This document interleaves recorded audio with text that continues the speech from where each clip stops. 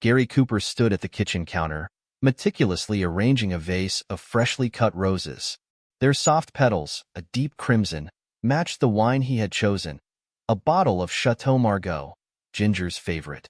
He had always been the kind of husband who paid attention to the little things, the small details that made his wife smile. Their relationship had been built on those moments, the quiet gestures of love that said more than words ever could. 18 years of marriage had taught Gary many things, but above all, it had taught him the importance of effort. He wasn't the most romantic man in the world, but he tried. He worked long hours as a software engineer, the demands of his job often pulling him away from home, but he always made time for Ginger. He knew her job was equally demanding, if not more so, and he admired her ambition, her drive to succeed in the competitive world of corporate finance. Recently, however, something had changed. Ginger had become more distant, her laughter less frequent, her touch more hesitant. Gary had noticed, of course, but he had brushed it off, attributing it to stress. Everyone had rough patches, he told himself. Tonight would be different. Tonight, he would remind her of the bond they shared. He had taken the day off to prepare, wanting everything to be perfect. The dining room was transformed into an intimate oasis, the table draped in a crisp white cloth, with silver candlesticks flanking the centerpiece of roses. The candles cast a warm, flickering light across the room, creating an atmosphere of romance and tranquility.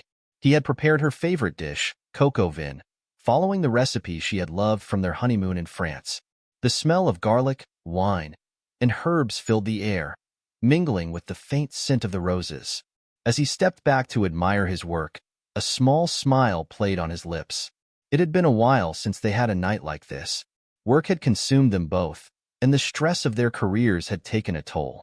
But tonight, he hoped, would rekindle the connection they once had. The anticipation of seeing her face light up filled him with a sense of satisfaction. Gary glanced at the clock on the wall. It was just past 7 p.m. Ginger had texted earlier, saying she'd be home by then, but there was no sign of her yet. He reached for his phone, sending her a quick message. "Hey, everything okay? Dinner's almost ready. Can't wait to see you." He hit send and set the phone down, trying to push away the creeping unease in his gut. As the minutes ticked by with no response, Gary found himself pacing the length of the dining room. He poured himself a glass of wine to calm his nerves, the rich liquid swirling in the glass as he took a sip. The wine was smooth, velvety, but it did little to soothe the growing anxiety gnawing at him. He tried to rationalize the situation. Maybe she was stuck in a meeting, or maybe she had stopped to pick something up on the way home. But with each passing minute, those excuses felt more and more hollow. Finally, after what felt like an eternity, he heard the familiar sound of Ginger's car pulling into the driveway. Gary's heart lifted, and he quickly set his glass down, moving to the front door. He flicked off the lights in the hallway, leaving only the soft glow from the dining room to greet her. He could already picture the surprise on her face, the way her eyes would widen in delight. But as he reached the door, something made him pause.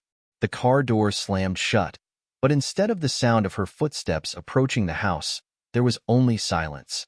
He didn't know Ginger is already there and upstairs, Gary frowned, his hand hovering over the door handle. He waited, straining to hear the familiar click of her heels on the pavement, but the quiet stretched on. An uneasy feeling settled in his chest, a cold, creeping dread that he couldn't shake.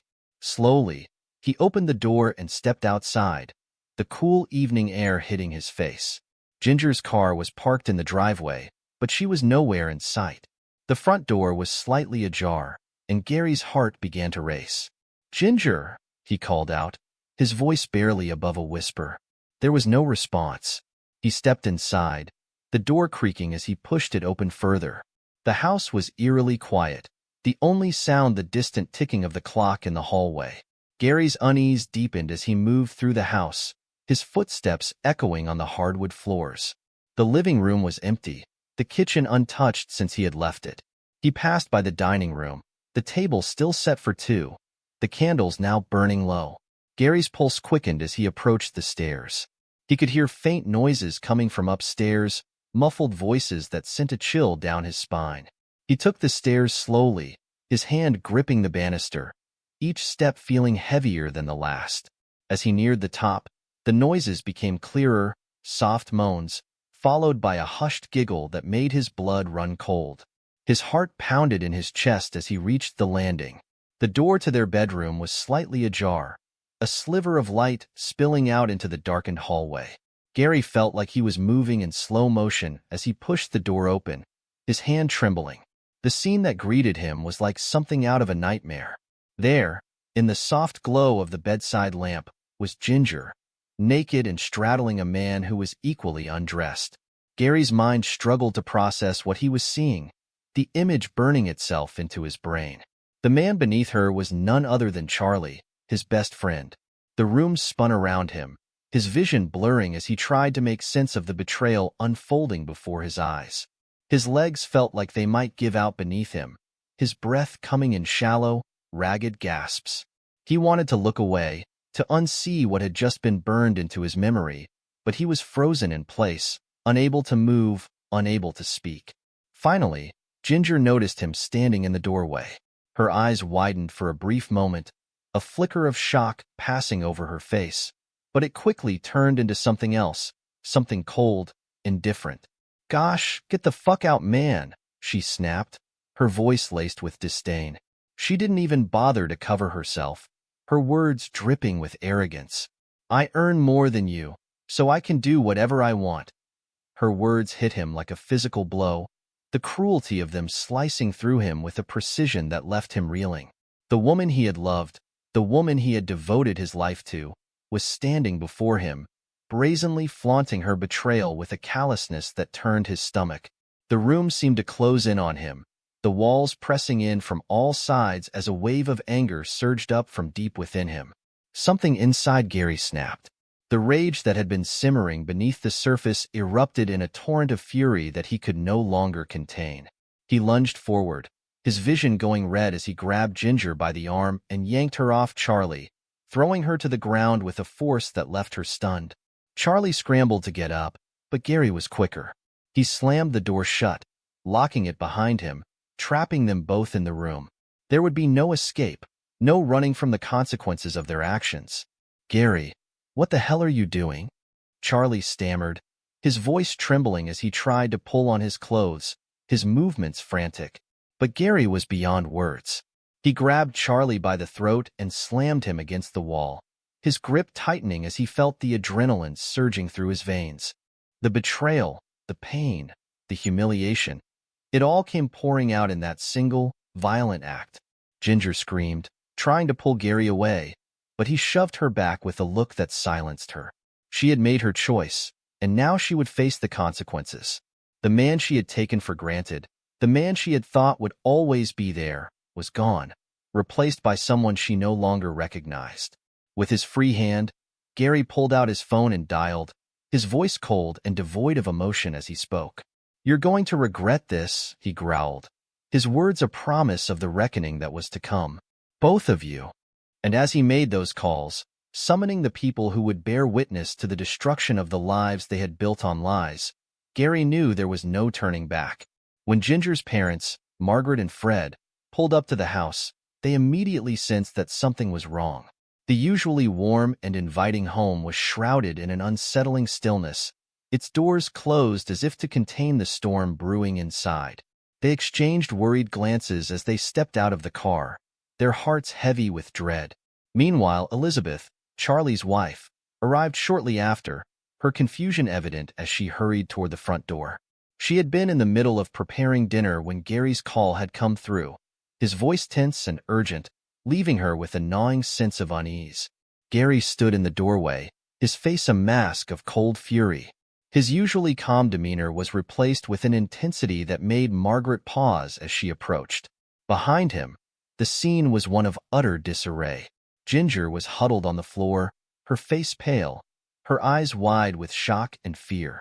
Charlie stood a few steps away, his shirt hastily buttoned, his hair tousled, a stark contrast to the composed man they all knew.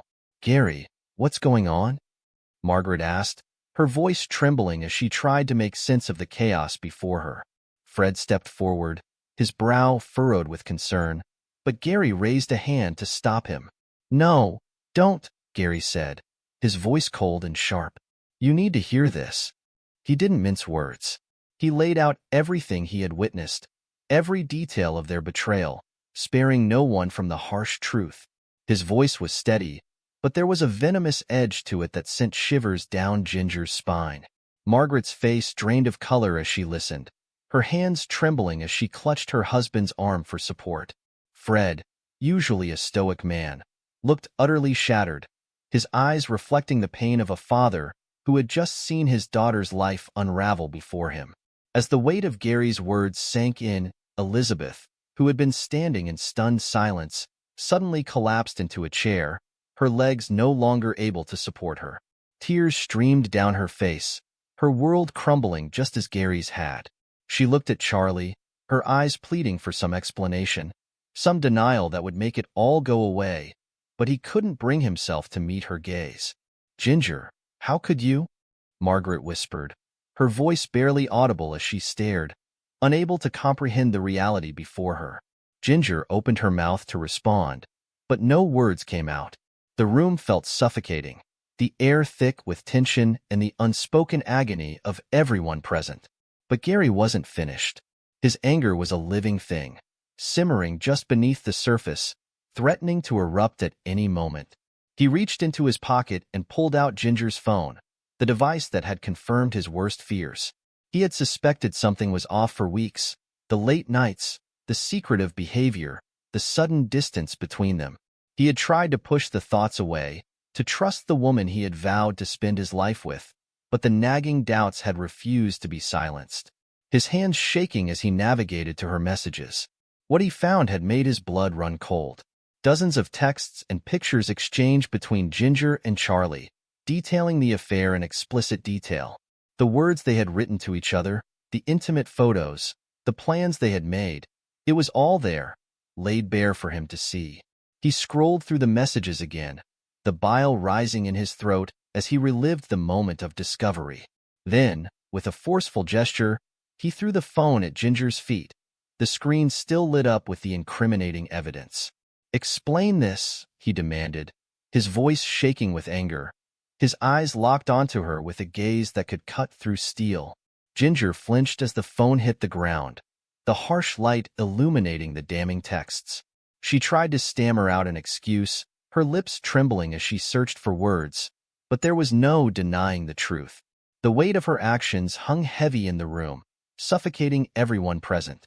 "Gary, I'm sorry," she finally managed to whisper, her voice breaking under the pressure of her guilt.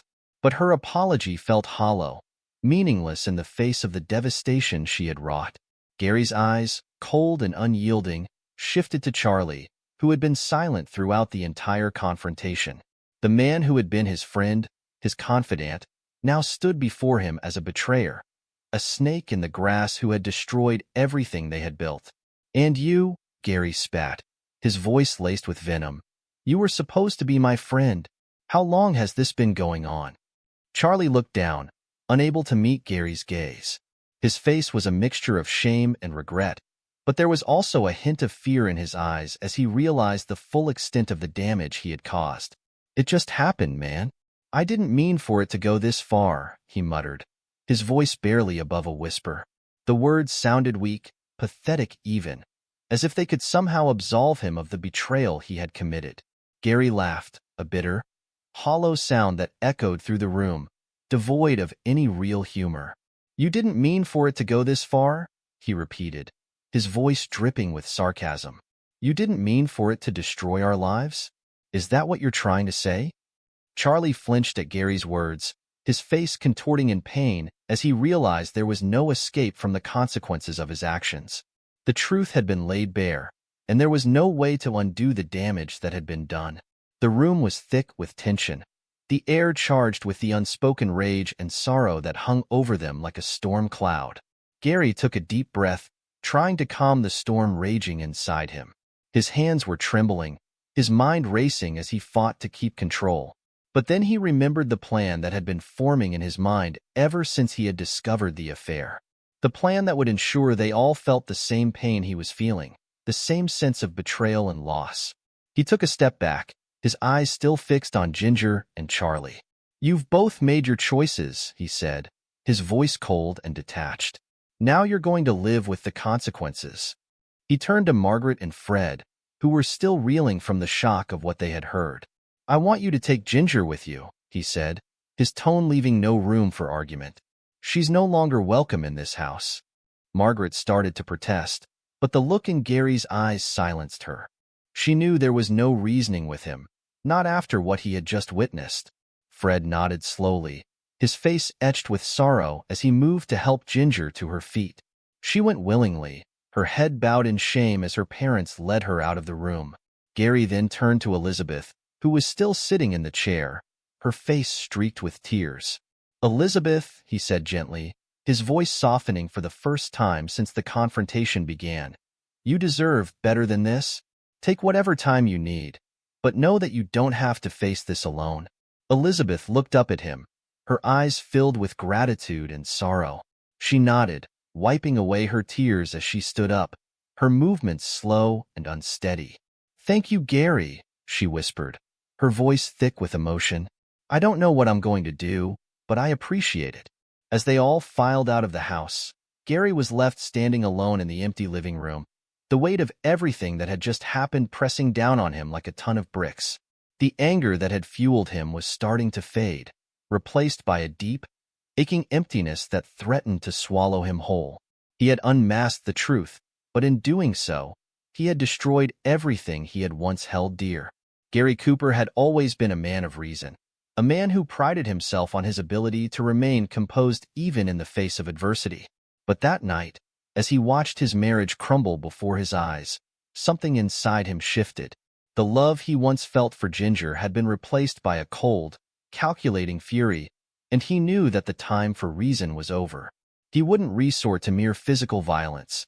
That would be too simple, too fleeting.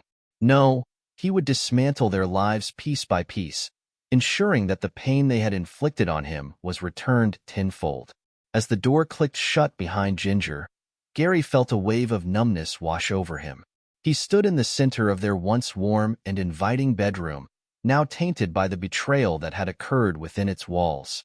The scent of sweat and guilt still lingered in the air, mixing with the faint fragrance of the roses he had carefully selected earlier that day. The irony of it all twisted like a knife in his chest. Gary's eyes fell on his laptop, sitting on the desk across the room. It had been a silent witness to the evidence he had uncovered. A digital Pandora's box filled with the damning messages and photos that had confirmed his worst fears.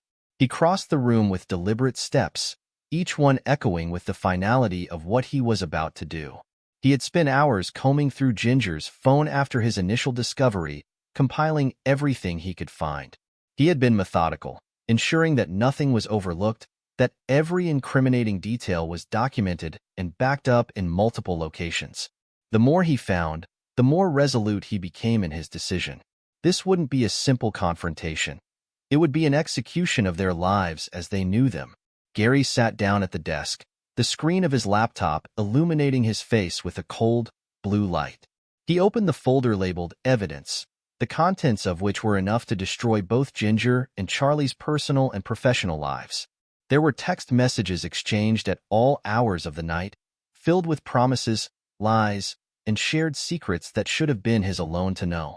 There were photos, too, intimate, explicit images that left no room for denial. With a steady hand, Gary opened his email client and began composing a message. The recipient field was already populated with the address of Ginger's boss, a man known for his strict adherence to the company's morality clause. The subject line was simple, urgent. Morality clause violation. He attached the files, ensuring that the most damning evidence was highlighted, and then, with a deep breath, he hit send. The sound of the email being dispatched was strangely satisfying, like the snap of a lock sealing Ginger's fate. Gary's eyes flickered to the clock on the wall. He knew it wouldn't be long before the fallout began. He could already picture Ginger's boss receiving the email, his eyes widening as he scrolled through the evidence. The consequences would be swift and unforgiving. Infidelity was grounds for termination at her company, and there would be no leniency, no second chances.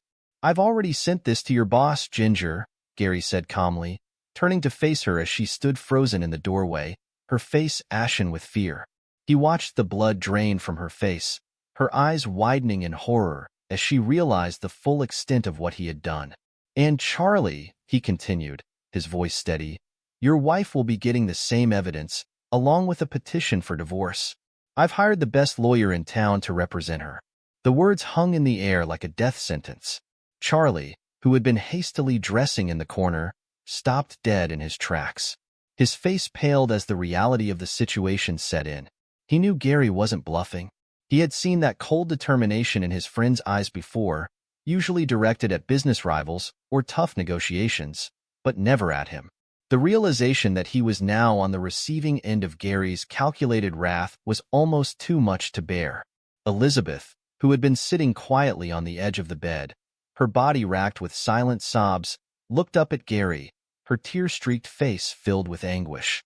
"You don't deserve this, Elizabeth," Gary said softly, his voice losing its edge as he addressed her. "But you deserve the truth. I'm sorry you had to find out this way." Elizabeth nodded, her lips trembling as she tried to form words, but the emotional toll had left her speechless. She simply stared at Gary, her eyes reflecting a mix of gratitude and despair, as if she were torn between thanking him for his honesty and hating him for the pain it had brought her. Ginger, her voice breaking through the tension, took a tentative step toward Gary. "Gary, please don't do this. We can fix this. We can go to counseling." Her voice was a desperate plea, filled with the hollow hope of a woman grasping at the last threads of a life she had unraveled with her own hands. Gary shook his head slowly, his eyes hardening as he looked at her. "There's nothing to fix, Ginger. You made your choice, and now you'll face the consequences."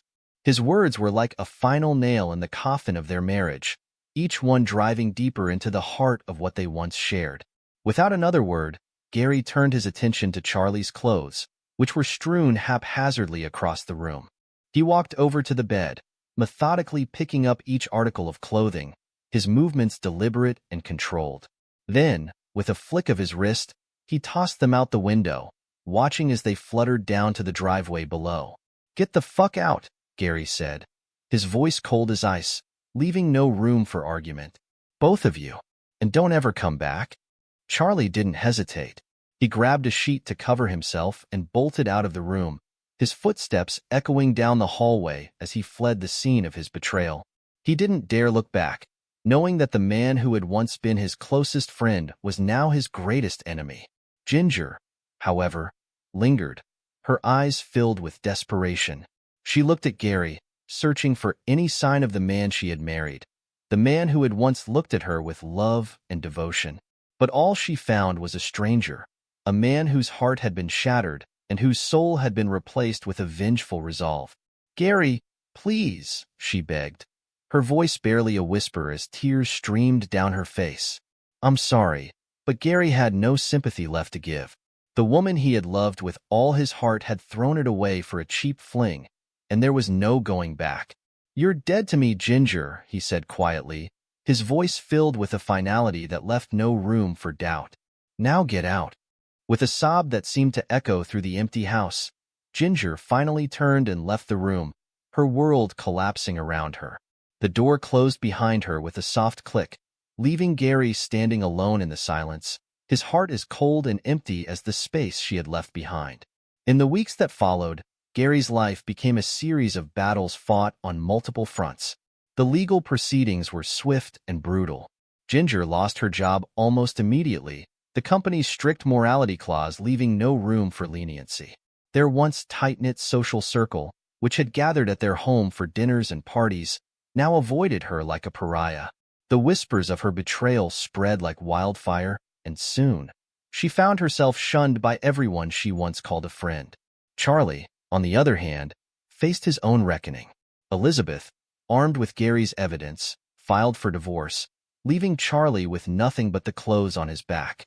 He moved out of town shortly after, his life in ruins. He left behind a trail of broken trust and severed relationships, a ghost of the man he once was. But Gary's thirst for revenge wasn't easily quenched.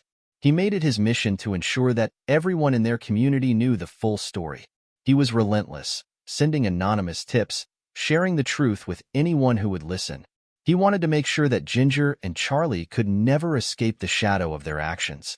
Yet, as the dust began to settle, a heavy emptiness took hold of Gary.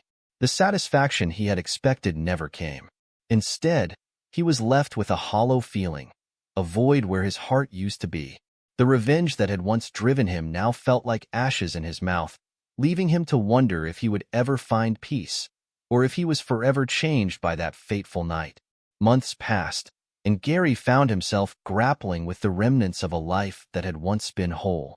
The anger and pain lingered like old wounds, refusing to heal despite his efforts to move on.